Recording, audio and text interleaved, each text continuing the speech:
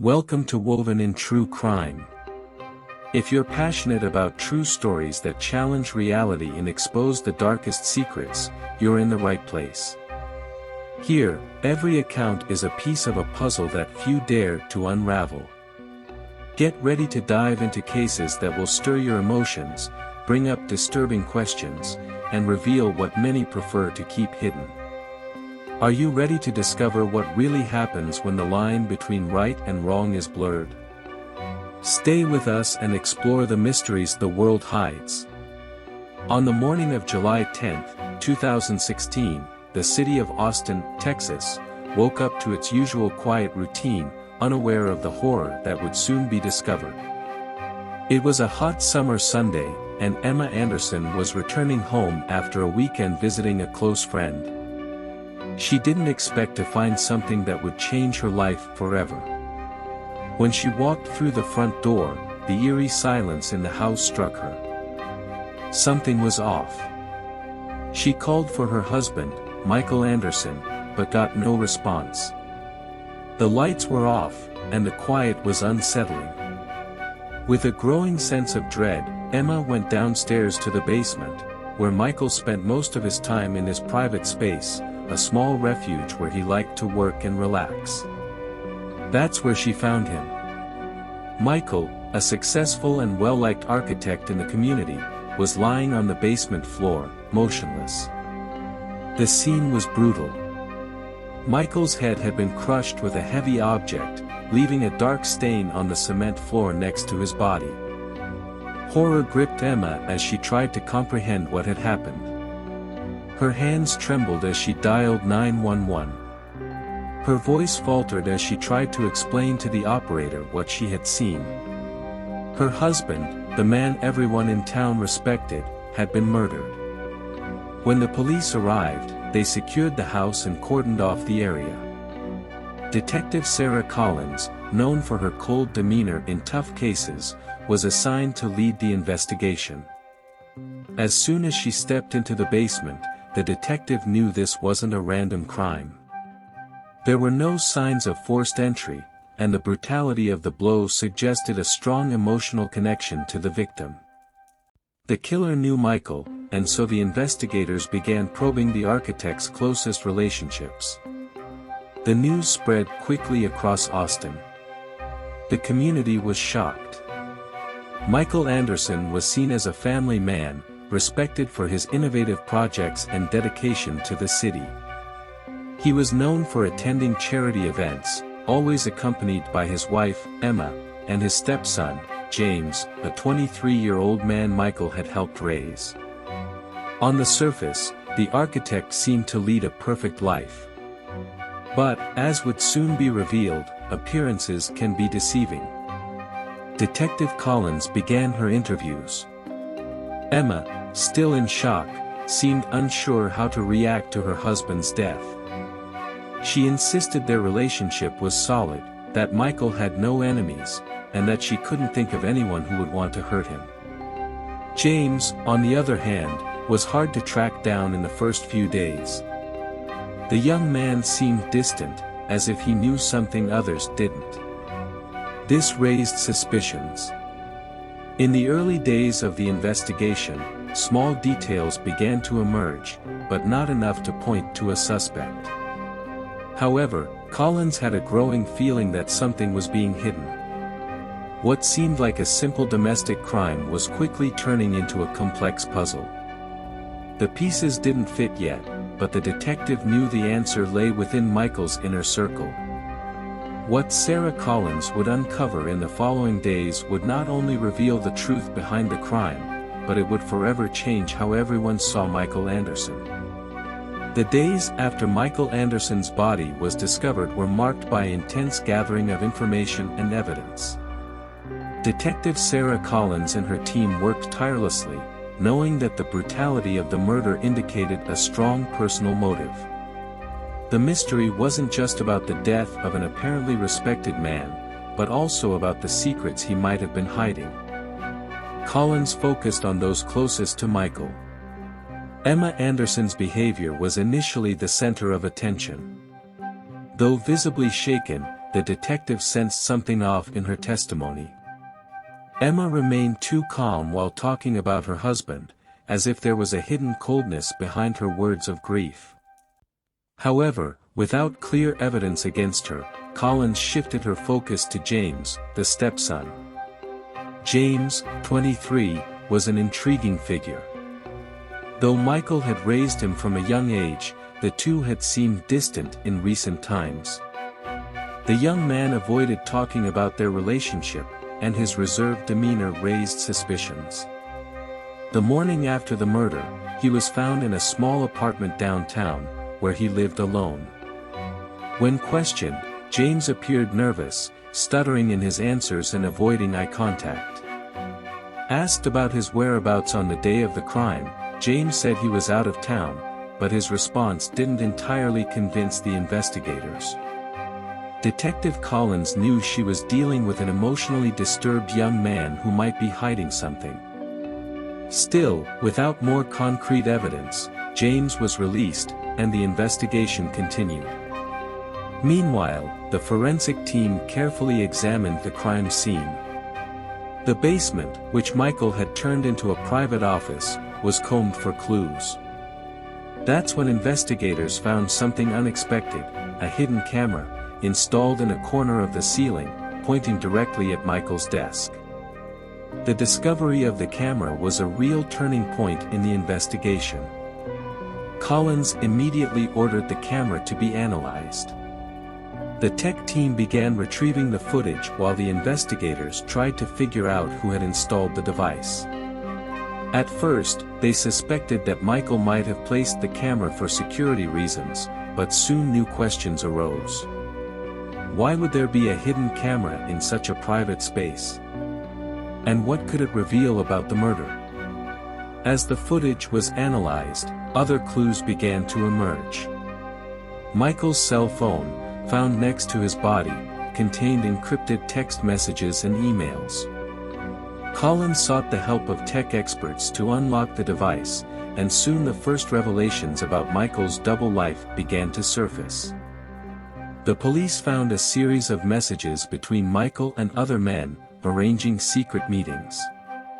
These messages suggested that Michael led a completely different life from the one he presented to his family and community. The nature of these conversations was explicit, making it clear that Michael had extramarital relationships, primarily with men he met through dating apps. The investigation, which initially focused on a crime of passion between husband and wife, now expanded into something much bigger. Michael, the respected architect, had hidden a secret life from everyone, including his wife, Emma, and his stepson, James. The discovery shocked the investigators but also raised a new series of questions. To what extent could this secret life have motivated his murder? As more messages were analyzed, a new figure emerged as a central piece of the case, James. Among Michael's conversations, there were frequent exchanges between him and his stepson. The language in these messages was, at the very least, suspicious. The content suggested a much more intimate relationship than that of a stepfather and stepson. The messages revealed that, for some time, Michael and James had maintained a sexual relationship, something unimaginable to those who knew them casually. Detective Collins realized then that the case had taken a dark turn. It wasn't just about Michael's double life but also about the twisted family dynamics he maintained.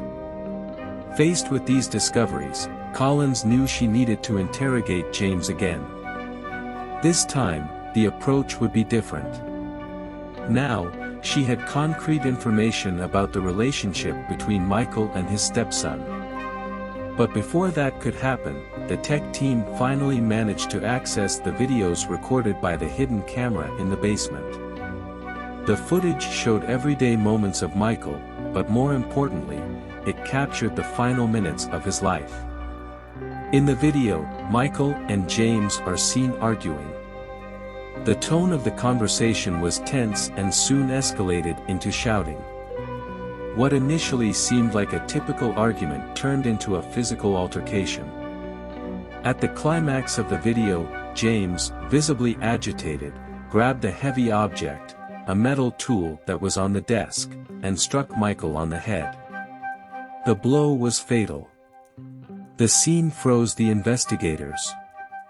Now, there was clear evidence that James was directly involved in Michael's death.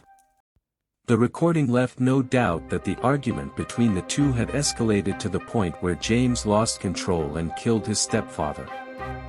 But what drove the young man to such an extreme? Detective Collins knew that the answers lay in the motivations surrounding their relationship. The discovery of the camera not only provided concrete evidence of the crime but also exposed the psychological and emotional complexity between Michael and James, and raised new questions about what really led to the murder. The footage retrieved from the hidden camera in the basement drastically altered the course of the investigation. Detective Sarah Collins, though shocked by what she saw, knew that the video only provided part of the answers. The relationship between Michael and James was full of secrets and troubled emotions, but what led to that moment of violence? The investigation now focused on understanding the motivations that culminated in the murder. James was brought back to the station, this time confronted with the overwhelming evidence. Sitting in the interrogation room, his expression revealed a mix of fear and resignation. When Collins showed him the footage, the young man knew there was no more hiding the truth. The psychological pressure he had been under was about to burst. Faced with the evidence, James began to talk. His voice trembled as he confessed to the secret relationship he had with Michael, the man who had raised him as a stepson. He revealed how this relationship had started in an apparently innocent way but quickly turned into something he couldn't control. The young man explained that, over the years, he felt increasingly suffocated by Michael's expectations, who not only maintained an intimate relationship with him but also exercised emotional control over his life. James described how his relationship with Michael was tense. His stepfather demanded loyalty and absolute secrecy while simultaneously getting involved with other men. The situation reached its peak when James discovered that Michael continued to have affairs with other partners, intensifying his feelings of betrayal and anger. To James, it wasn't just a hidden relationship but a psychological manipulation that was destroying him from within. During the interrogation, James recounted the night of the murder.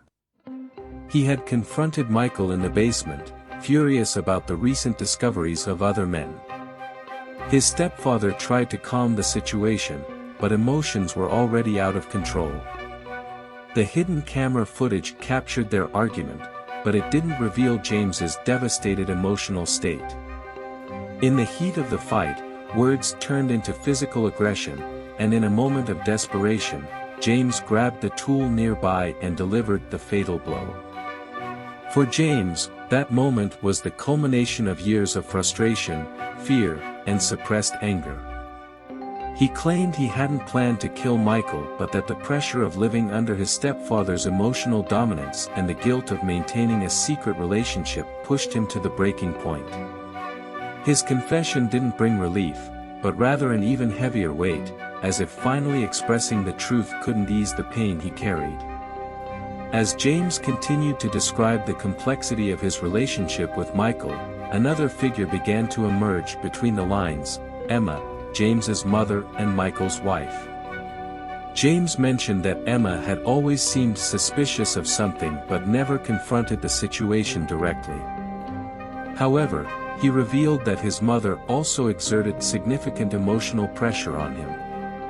According to James, Emma demanded that he maintain the behavior of a perfect son while ignoring the obvious signs that something disturbing was happening. Detective Collins, hearing these new revelations, realized the story was even more complicated than it first appeared. The destructive relationship between Michael and James was compounded by a dysfunctional family dynamic. The pressure to keep up appearances and the lack of honest communication within the Anderson family created a stifling environment. Emma, though apparently unaware of the depth of the relationship between Michael and James, had contributed to the emotional pressure her son felt. Throughout the interrogation, James also revealed that in the months leading up to the murder, he had tried to break away from Michael several times. However, his stepfather always convinced him to remain silent, using emotional blackmail and veiled threats to keep him under control.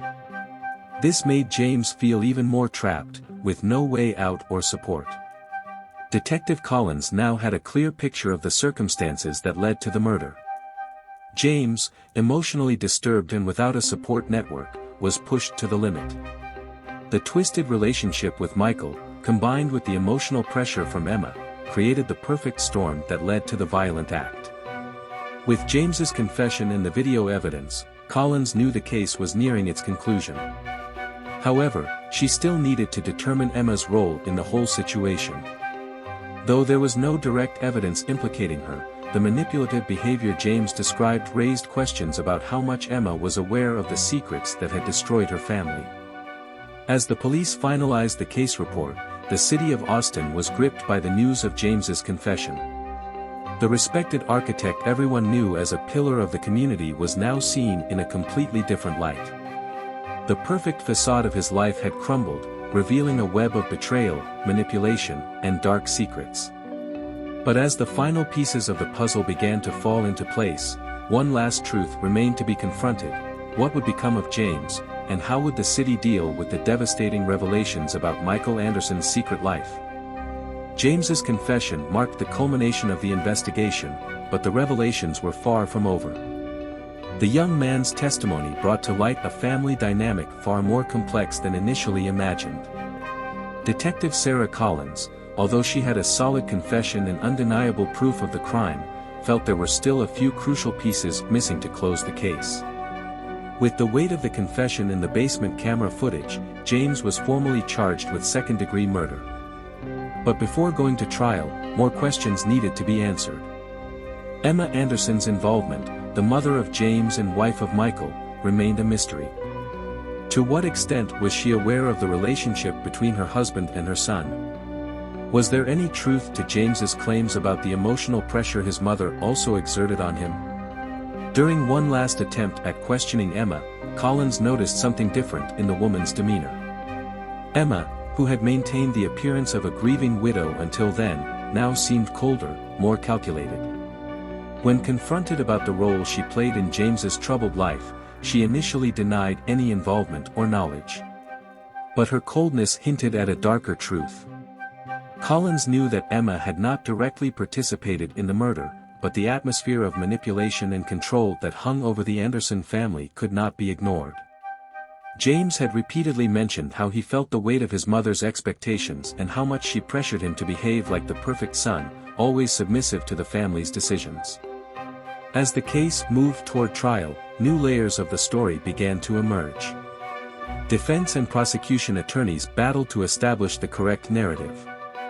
James's defense claimed he was a victim of both Michael and Emma, pressured for years until he finally broke. The prosecution argued that, regardless of the circumstances, James was fully aware of his actions and should be held accountable for the murder. When the trial began, the public was completely engrossed in the case. James's testimony was the most anticipated. During his statement, he described in detail the abusive relationship with Michael, how his stepfather emotionally manipulated him and forced him to keep the relationship secret. The court listened in silence as James confessed once again that the fatal blow had not been premeditated but was the result of years of frustration and despair. However, it was Emma's presence that most intrigued the spectators and jury members.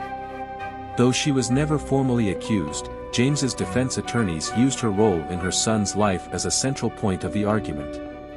The emotional pressure she exerted on James, even without being directly involved in the relationship between him and Michael, had contributed to the emotional breakdown that culminated in the murder. In court, Emma maintained her cold and distant demeanor. When questioned about what she knew about the relationship between Michael and James, her answers were evasive. She denied knowing about the abuse and claimed that if she had known, she would have done something to stop it. But there was a coldness in her words, as if her defense wasn't entirely sincere. The most dramatic moment of the trial came when the footage from the hidden camera was shown to the jury. The raw images of Michael and James arguing, followed by the violence of the fatal blow, shocked everyone. The courtroom fell into absolute silence as the footage played on the screen. It was undeniable proof, and the weight of that recording left an indelible mark on the trial.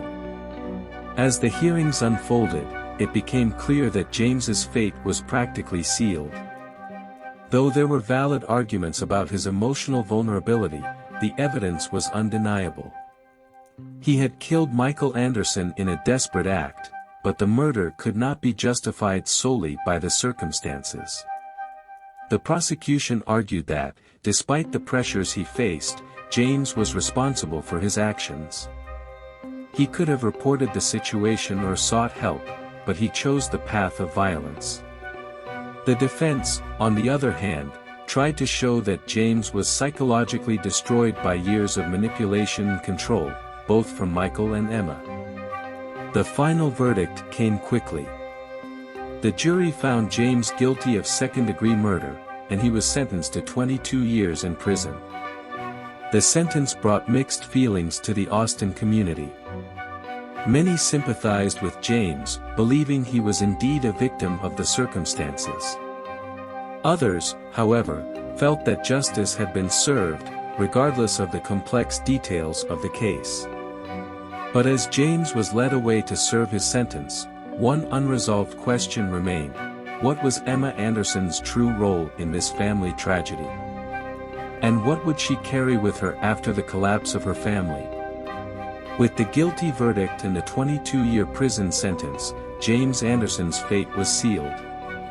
He was taken away by the police, and the courtroom doors closed, leaving a heavy silence in the air. The city of Austin, which had once viewed the Anderson family as a model of success and harmony, now faced the wreckage of a devastating family tragedy. For Emma Anderson, the emotional impact was immeasurable. She had lost her husband in a brutal way, her son was behind bars, and her once perfectly organized life had crumbled before her eyes. The questions about her role in the events that led to Michael's murder still hung over her, even though she had not been formally accused of any crime. Although Emma had maintained a cold and distant demeanor during the trial, the implications of her influence over James became a central theme in the post-verdict discussions. The residents of Austin and the media wondered if she had truly ignored the signs of the destructive relationship between Michael and James, or if, in some way, she had contributed to creating the emotionally unbearable environment that led to the murder. Psychologists who analyzed the case stated that James was a victim of continuous emotional manipulation by both Michael and Emma. His emotional fragility, combined with years of psychological abuse, led him to an unstable mental state. However, the court was firm in its sentence: despite the circumstances, James committed a crime that could not be ignored. As James began serving his sentence, Emma became isolated. The Anderson family home, once full of life and social gatherings, was now empty. Neighbors who had once admired Michael and Emma now avoided the residence, which had become a dark symbol of secrets and betrayals. The Anderson name, once respected, was now associated with scandal and tragedy. The Austin community, shaken by the revelations of the case, did not recover quickly. James's trial exposed the reality that deep secrets can exist behind even the most perfect facades. Questions about morality, emotional control, and the pressure to maintain a flawless social image became topics of intense debate. The Anderson case left a scar on the city, a reminder that behind the most respectable appearances, the most devastating secrets can lie hidden. In the months that followed, Emma sold the house and moved to another city, trying to escape the shadow the case had cast over her life. However, no matter where she went, the mark of the tragedy would always follow her. She was never formally held accountable for Michael's death, but the emotional guilt she carried seemed inescapable. James, for his part, adapted to life in prison. There, he received occasional visits from his mother, but his relationship with Emma never returned to what it had been. The weight of years of manipulation and control, combined with the responsibility for the murder, had shattered any emotional bond between them. Deep down, James knew he could never forgive Emma for the role she had played, even if indirectly, in the tragedy that ruined their lives. The case of Michael Anderson became a tragic reference point in Austin. The facade of success and perfection he had built over the years had been unmasked, and the city was forced to confront the complexity of family dynamics that can hide behind closed doors. Even years after the verdict, discussions about the emotional impact of control and manipulation continued to resonate among those who had followed the case closely. That small house on the corner, which was once the home of a happy family, now remains empty, a silent reminder of everything that was lost. But don't think it's over. If you were intrigued by this story, know that we still have many dark cases, shocking twists, and hidden mysteries ready to be revealed. So don't waste time. Binge our content and dive even deeper into the secrets that no one else dares to tell. Subscribe to the channel, turn on notifications, and make sure you don't miss any of the next chapters of this journey. We're just getting started.